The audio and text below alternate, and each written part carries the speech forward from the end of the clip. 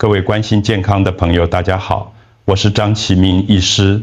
今天非常高兴能有这个机会，透过这领域，大家深入探讨一个在我的门诊诊间里出现频率极高，但同时也是被社会大众严重误解甚至忽视的重大健康议题。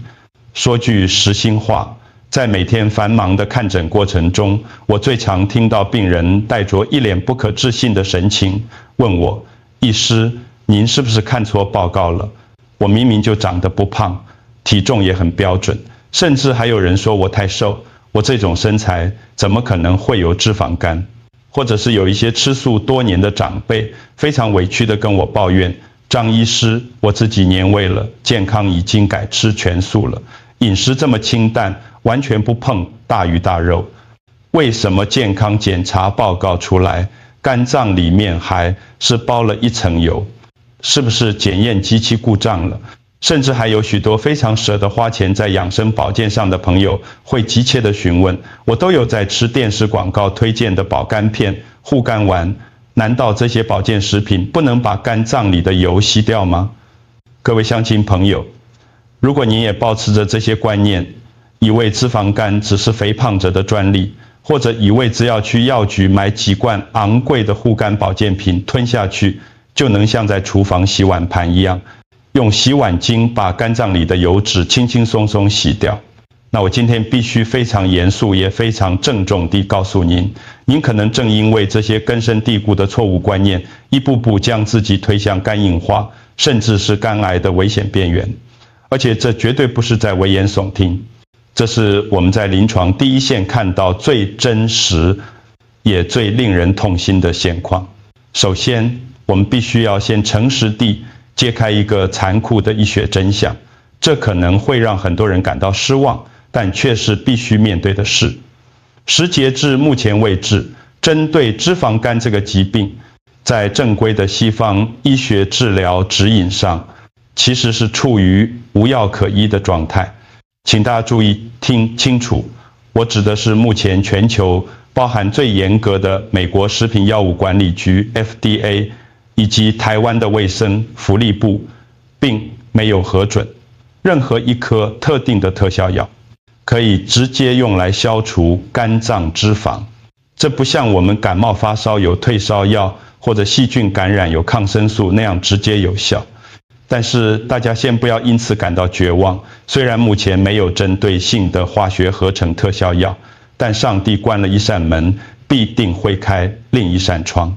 在医学实证上，我们确信有一套甚至比吃药还管用、效果更持久，而且完全免费的逆转密码。为什么那些外表看起来瘦瘦的人，反而比全身肥胖的人更危险？为什么女性朋友一旦过了50岁这道更年期的关卡，要格外小心肝脏的健康？今天我们就要抽丝剥茧，从家里随手可得的一杯饮料、一个生活习惯开始，来谈谈如何靠自己的力量逆转脂肪肝。脂肪肝这种病，在过去物资缺乏的年代，可能被认为是象征营养过剩的富贵病，但时至今日，它早就不再是富人的专利，而是演变成了一种不折不扣的台湾国病。根据最新的流行病学统计数据显示，在台湾平均每3个人里面就有1个人患有不同程度的脂肪肝，这个比例非常惊人，几乎已经跟美国那样高肥胖率国家的情况不相上下，甚至在某些都会区的盛行率更高。回想早年我们刚当住院医师的时候，临床上看到的脂肪肝患者，绝大部分是因为长期大量饮酒、应酬喝出来的，医学上我们称为酒精性脂肪肝。但现在时代完全不同了，现代人绝大多数的病例都是非酒精性脂肪肝。说白话一点，这些堆积在肝脏里的油不是喝出来的，而是吃出来的，是现代高压生活形态下精致饮食文化与营养过剩所交织而成的文明病。而在这其中，最让我感到忧心忡忡，甚至感到心痛的是脂肪肝严重的年轻化趋势。以前我们认为这是中老年人的病，但现在不管是国小生还是国中生，因为学业补习压力大，习惯靠吃炸鸡、喝饮料来抒压，加上台湾的手摇饮料文化实在太发达，街头巷尾3步1间饮料店，便利商店更是24小时提供高糖零食。卫生单位的数据显示，我们的国中生里面每15个就有1个患有脂肪肝，各位能想象吗？我在临床上看过最年轻的病例，才仅仅11岁，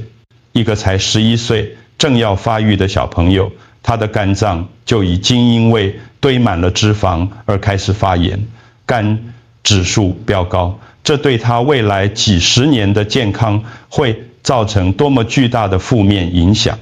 大家千万不要觉得脂肪肝就只是肚子稍微大一点，人稍微累一点，没什么感觉，不痛不痒，就选择忽视它。这是一个巨大的误区，也是这个病被称为最可怕的隐形杀手的原因。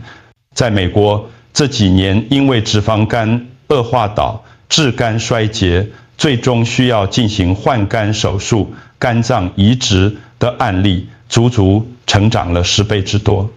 它现在已经成为仅次于 C 型肝炎的第2大严重肝病主因，未来甚至可能取代病毒性肝炎，成为首位。如果我们现在不去管它，任由脂肪在肝脏里堆积，它的病程演遍路。镜在病理学上是非常清晰且残酷的。首先是单纯的脂肪堆积，脂肪肝。接着，肝脏细胞因为长期浸泡在过多的油脂与氧化压力中，开始产生慢性发炎，这时候称为脂肪肝炎。当肝脏反复发炎修复，就会出现危化结痂，也就是肝脏偏硬，最后就是不可逆的肝硬化，甚至是肝癌。而且根据大型的医学追踪研究发现，患有脂肪肝的人，他罹患各种癌症的风险是普通人的2倍。请注意，我说的是各种癌症，不只是肝癌，还包括大肠、直肠癌、胃癌、食道癌、胰脏癌，甚至女性的子宫内膜癌与乳癌。这代表脂肪肝其实是全身代谢混乱的一个指标。所以面对脂肪肝，真的不是闹着玩的，必须严阵以待。接下来我们要来一一破解几个你可能深信不疑，但却是大错特错的迷思。首先，第一个最常见的迷思是：医师，我这么瘦，身体质量指数 BMI 都很标准，怎么可能会有脂肪肝？这是非常危险的观念。在医学检查上，我们发现，即使是 BMI 小于24，外表看起来身材标准的瘦子，竟然也有大约10%的人患有脂肪肝。我们医学界管这个叫做瘦子脂肪肝。为什么会这样？一方面跟遗传基因有关，例如某些与脂质代谢相关的基因变异，让这些人天生代谢脂肪的能力就比较弱。另一方面就是所谓的泡芙人。大家可以想象一下，泡芙外皮酥酥脆脆，看起来不大，但里面灌满了奶油。这类人也是一样，你看他四肢细细的，没有蝴蝶袖也，没有大腿肉，但肚子里面全是内脏脂肪。这种人其实比全身肥胖的人更危险，因为皮下脂肪其实是一个储存能量的仓库。当你没有足够的皮下脂肪空间作为缓冲时，多余的热量无处可去，就直接堆积到了肝脏、胰脏这些重要器官里，形成异位脂肪堆积。所以体重计上的数值并不是你的免死金牌或护身符，体脂率和内脏脂肪的数值才更具参考价值。第二个迷思是关于性别与年龄的。脂肪肝应该是男人的事吧，女生比较少得吧。确实，在年轻的时候，男性患者比例比较多，因为男生应酬多、喝酒多、饮食比较随性，且男性荷尔蒙容易让脂肪堆积在腹部。但是女性朋友们要注意一个关键的时间点，那就是50岁。一旦过了50岁，女性罹患脂肪肝的比例和严重程度都会急起直追，甚至反超男性。这背后的原因在于荷尔蒙的保护机制消失。在更年期之前，女性荷尔蒙雌激素对肝脏是有强大保护作用的，它能抑制内脏脂肪的堆积及抗发炎、抗纤维化。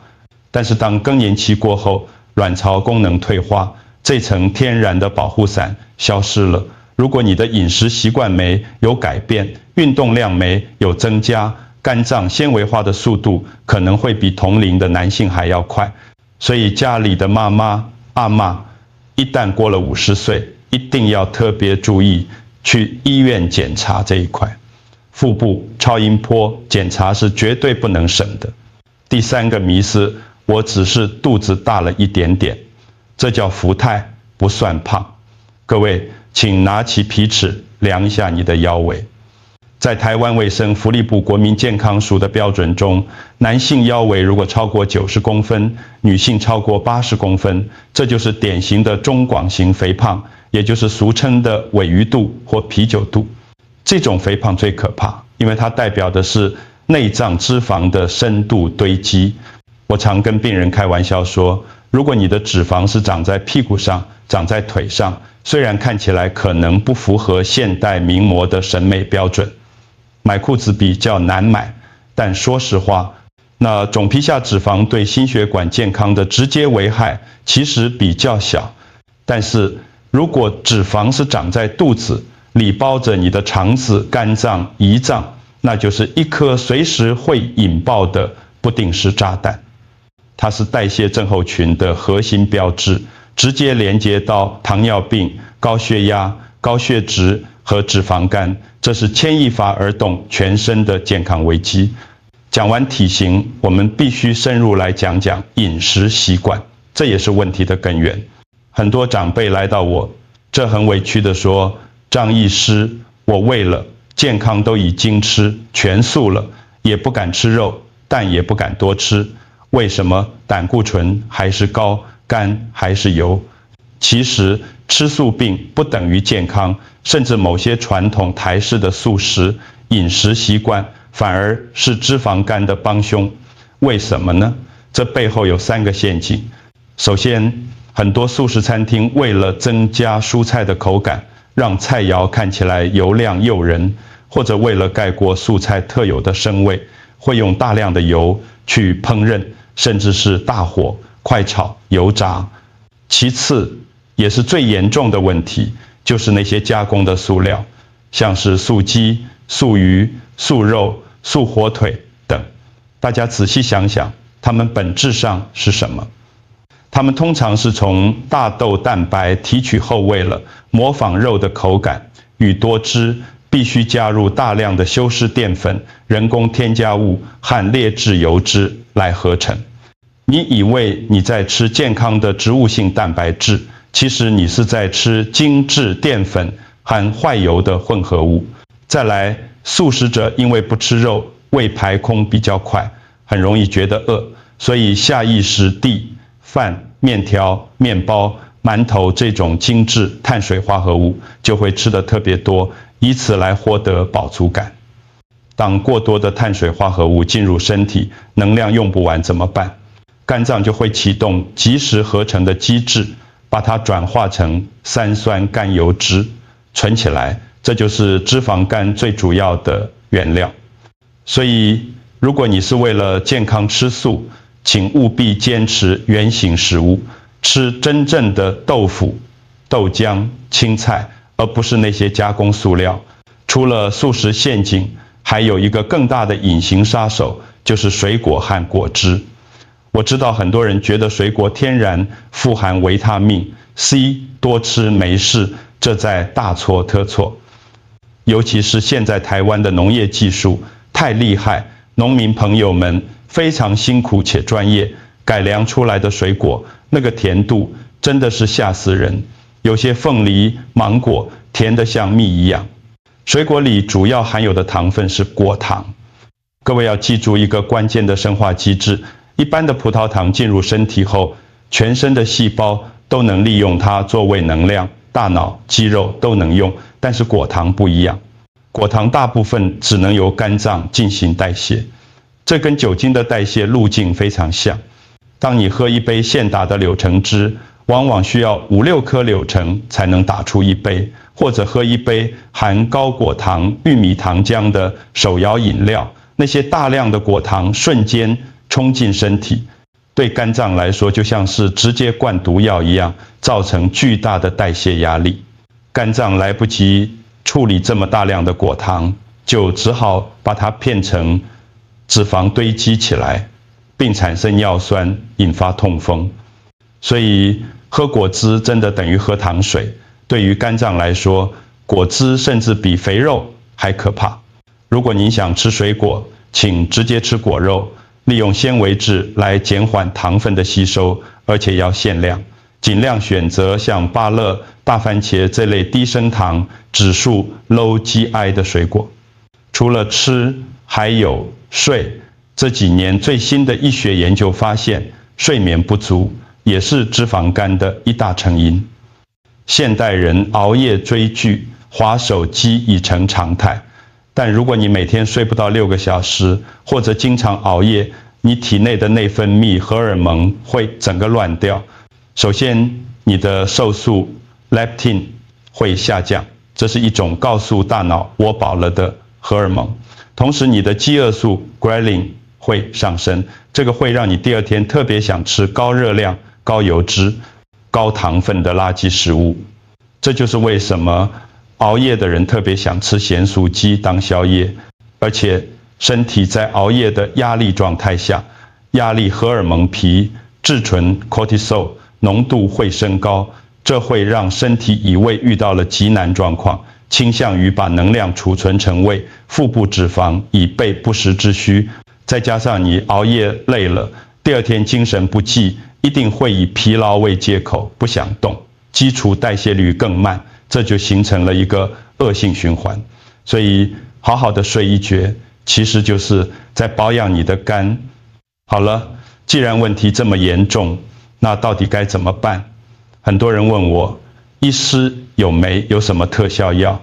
我去日本药妆店买的那种护肝药有没有用？我必须诚实地告诉你，截至目前为止，包含严格的美国食品药物管理局 FDA 在内的全球医疗指引，都还没有核准任何一款专门用来消除脂肪肝的特效药。虽然目前全球各大药厂正在研发的药物有很多，但都还在临床试验阶段，尚未正式上市。那你买的那些瓶瓶罐罐的保健品，什么水飞激素、Silymarin、什么姜黄、什么朝鲜蓟，有用吗？它们的作用主要是抗氧化和稳定肝细胞膜，也就是辅助修复受损的肝细胞，让你的 GOT、GPT 发炎指数稍微降一点，让你好过一点。但是请注意，它们没有办法让已经堆积在肝脏里的脂肪凭空消失。这就好比你家垃圾桶满了，发出臭味，你喷点高级香水，只能暂时掩盖味道，垃圾还是在那里，不会不见，得靠你自己动手把它倒出去。那怎么倒垃圾？怎么把肝脏里的油清掉？其实方法很简单，不需要花大钱，但执行起来需要毅力，那就是4个字：生活心态。首先是饮食策略，不需要什么极端的减肥法，核心就是低碳而简单，尤其是要大刀阔斧地砍掉精致淀粉、面包、蛋糕、饼前、中式糕点、含糖饮料这些东西，能戒就戒。把你的主食从白饭、白面条换成糙米、地瓜、五谷米，增加膳食纤维的摄取。然后我要给你们一个经过科学验证的护肝神器，那就是黑咖啡。这个不是我乱说的，很多大规模的国际医学研究都证实，每天喝黑咖啡对于肝脏有显著的保护作用。为什么？因为咖啡里面含有绿原酸 chlorogenic acid 以及其他强大的抗氧化物质，它们能降低肝脏发炎的风险，甚至能减少肝硬化和肝癌的发生率。医生建议的量是多少呢？大约是每天2到2.5杯，约200到300毫克咖啡因。但是这里有几个重点要注意：第一，必须是黑咖啡，不能加糖，更不能加奶精。加了那些就变成热量炸弹了，反而伤身。至于能不能加鲜奶变成拿铁，虽然鲜奶比奶精好，但鲜奶中含有乳糖，也是一种糖分。如果要严格控制脂肪肝，还是建议以黑咖啡为主。第二，不要喝那种3合1的即溶咖啡，那里面通常充满了氢化植物油含糖分添加物。第三，如果你有严重的胃、食道逆流，或者喝了会心剂、手抖，晚上睡不着，那就不要勉强，或者把量减半，不要空腹喝，在中午前喝完。哪怕你每天只喝1杯，对肝脏也是有好处的。再来是运动，我知道教大家下班后去健身房做重量训练很难，很多人会觉得没时间或太累。其实消除脂肪肝不需要你练成健美选手，我们要的是中等强度的运动。什么叫中等强度？就是快走，走到稍微有点喘，心跳稍微加速，但还能讲得出话来，这种程度就够了。这在运动科学上称为 Zone 2区间。每天快走30分钟，或者如果你有戴智慧型手表或计步器，每天以1万步为目标。这种持续的有氧运动能够最有效地燃烧内脏脂肪，重点是持续。你1个礼拜跑1次马拉松，把自己累得半死，造成身体巨大的氧化压力，不如每天坚持快走30分钟来得有效。这就像存钱一样，每天存一点，利息、健康、效益就会很可观。最后，我想跟大家聊聊这几年很红的间歇性断食。大家可能听过168断食，就是一天24小时中只在8小时内吃东西，剩下16小时完全不吃，只喝水或无糖饮料。这个方法在学理上确实有效，原理是让身体有足够长的时间，空腹期把血液中储存的糖分消耗完。当胰岛素浓度下降后，身体就会被迫启动燃烧脂肪的机制来提供能量，这时候就会开始燃烧肝脏里的油。此外，长时间的空腹还能启动细胞自噬作用，帮助清理老废细胞。但是我在临床上发现，对于很多中老年朋友或者是上班族来说，168真的执行上有困难。有时候晚上有个应酬，或者早上需要早起，工作需要体力，进食时建议卡死，肚子一饿，很容易就破功，最后反而因为补偿，心理变成报复性大吃，摄取更多热量。所以我更推荐大家执行一个改良版的，叫1410断食，也就是断食14个小时，进食窗口放宽到10个小时。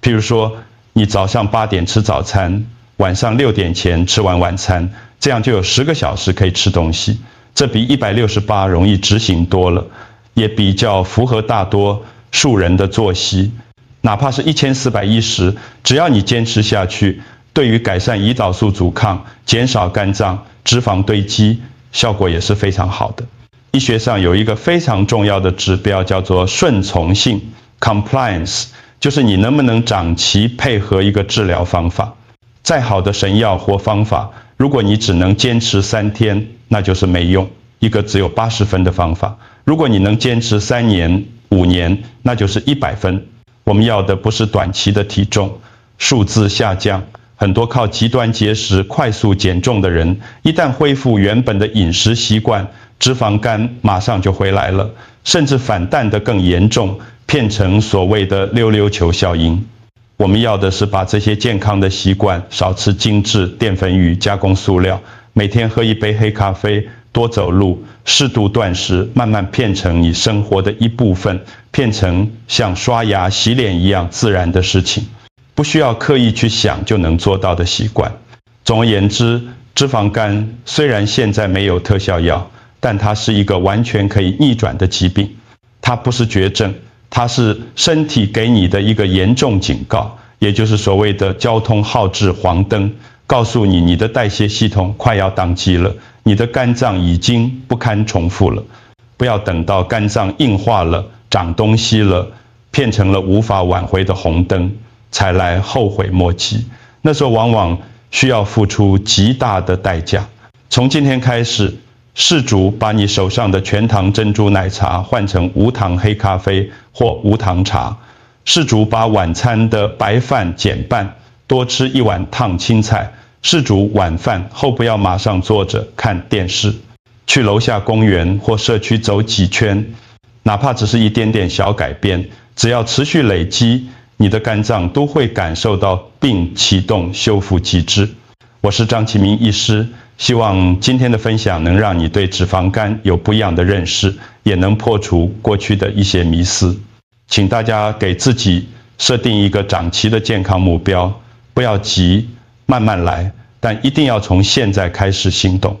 如果你觉得今天的内容对你有帮助，欢迎将这些知识分享给你的亲朋好友，让我们一起找回健康的肝脏，拥有彩色的人生。感谢大家的聆听，我们下次见。